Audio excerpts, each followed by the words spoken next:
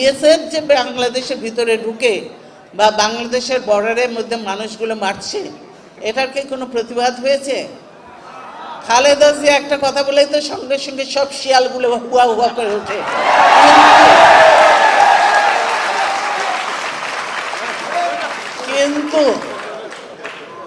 কিন্তু যখন বিএসএফ পারে তখন এই শিয়ালগুলোর মুখ আবার বন্ধ থাকে। এর বলা যাবে না, এইটা বলা যাবে না, বুঝছো? এই হলো অবস্থা। কাজে সেজন্যই তোমাদেরকে জাগতে হবে, ঘুমিয়ে থাকলে চলবে না, বুঝছো?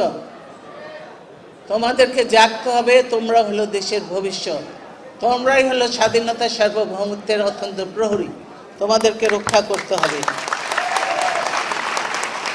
আমরা ভেবেছিলাম নতুন বৎসরে খবরের কাগজে হয়তো একটু ভালো খবর দেখব, একটু আনন্দের খবর।